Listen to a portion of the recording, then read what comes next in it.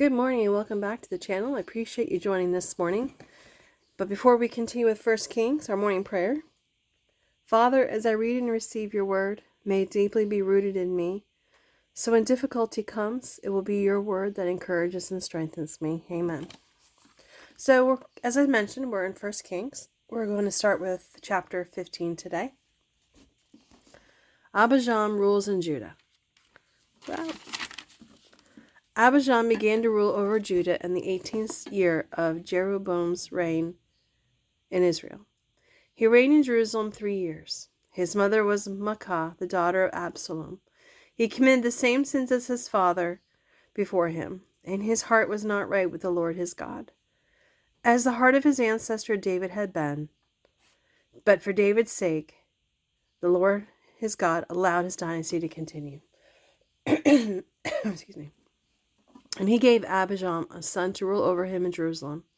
For David had done what was pleasing in the Lord's sight and had obeyed the Lord's commands throughout his life, except in the affair concerning Uri and Hittite.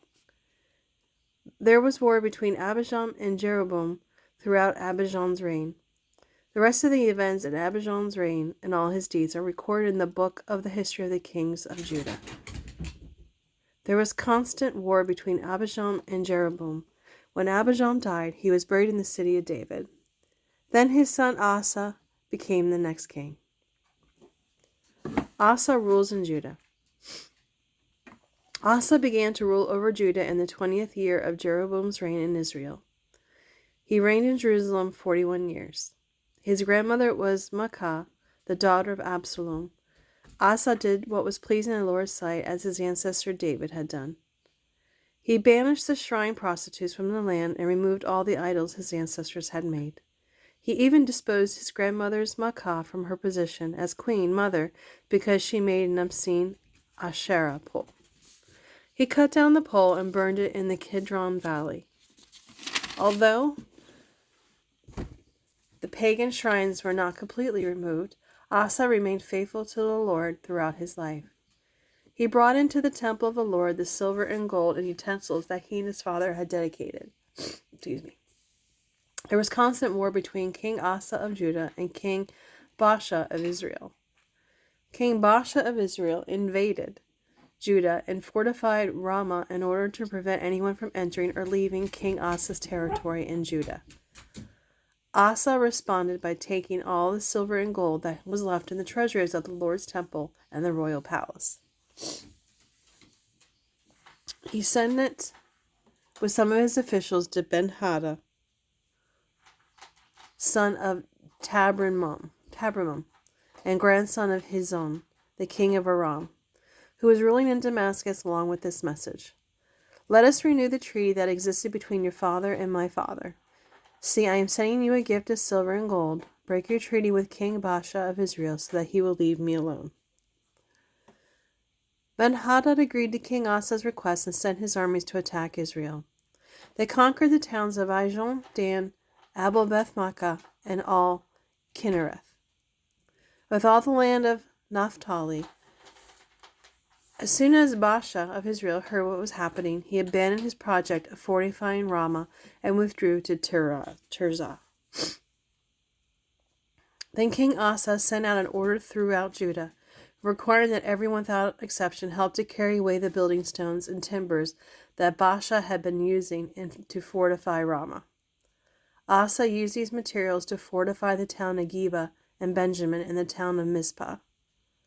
The rest of the events in Asa's reign, the extent of his power, and the names of the cities he built are recorded in the book of the history of the kings of Judah. In his old age, his feet became diseased. When Asa died, he was buried with his ancestors in the city of David. Then his son Jehoshaphat became the next king. Nadab rules in Israel.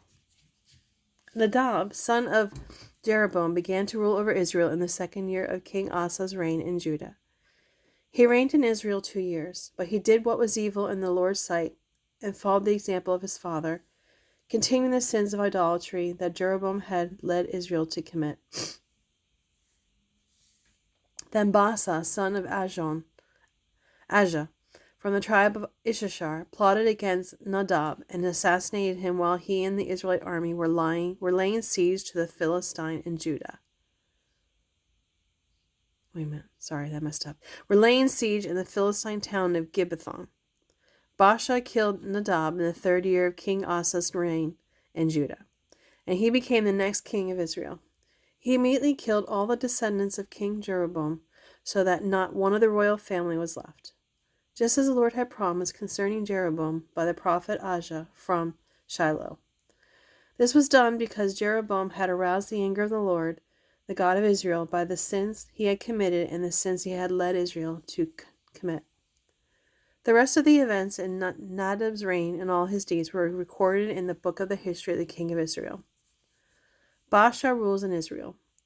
There was constant war between Asa and King Baasha of Israel.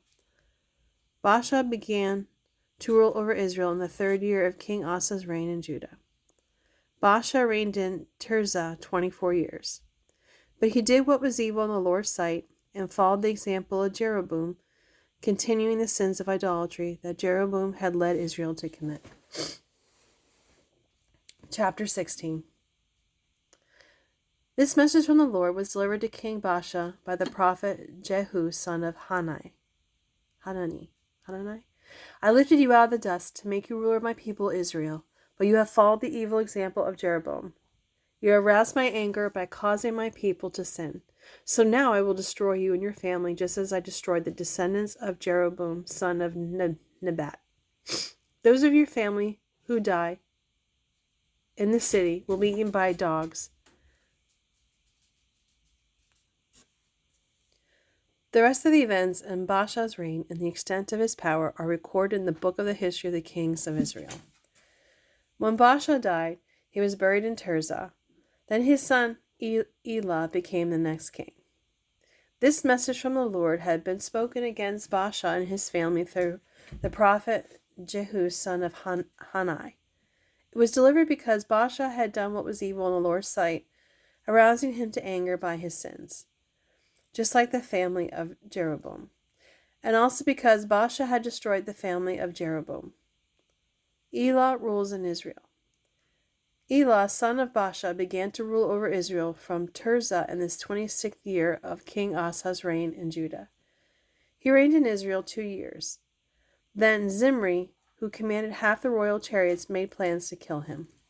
One day in Tirzah, Elah was getting drunk at the home of Arza, the supervisor of the palace. Zimri walked in and struck him down and killed him. This happened in the 27th year of King Asa's reign in Judah. Then Zimri became the next king. Zimri immediately killed the entire royal family of Baasha, and he did not have a single male child. He even destroyed distant relatives and friends. So Zimri destroyed the dynasty of Baasha, as the Lord had promised through the prophet Jehu. This happened because of his sins of Baasha and his son Elah, and because of all the sins that led Israel to commit, arousing the anger of the Lord, the God of Israel, with their idols. The rest of the events in Elah's reign and all his deeds are recorded in the book of the history of the kings of Israel. Zimri rules in Israel. Zimri began to rule over Israel from Tirzah in the 27th year of King Asa's reign in Judah. But he reigned only 7 days. When the army of Israel, which was then engaged in attacking the Philistine town of Gibbethon, heard that Zimri had assassinated the king, they chose Omri, commander of the army, as their new king. So Omri led the army of Israel away from Gibbethon to attack Tirzah, Israel's capital. When Zimri saw that the city had been taken, he went into the citadel of the king's house and burned it down over himself and died in the flames. For he too had done what was evil in the Lord's sight and followed the example of Jeroboam, continuing the sins of idolatry that Jeroboam had led Israel to commit. The rest of the events of Zimri's reign and his conspiracy are recorded in the book of history of the kings of Israel. Omri rules in Israel. But now the people of Israel were divided into 2 groups. Half the people tried to make Tibni, son of Ginath, their king, while the other half supported Omri. But Omri's supporters defeated the supporters of Tibni, son of Ginath. So Tibni was killed, and Omri became the next king. Omri began to rule over Israel in the 31st year of King Asa's reign in Judah. He reigned 12 years in all, 6 of them in Tirzah. Then Omri bought the hill now known as Samurai from its owner, Shemer, for 150 pounds of silver. He built a city on it and called the city Samurai in honor of Shemer. But Omri did what was evil in the Lord's sight, even more than any of the kings before him. He followed the example of Jeroboam, continuing the sins of idolatry that Jeroboam had led Israel to commit.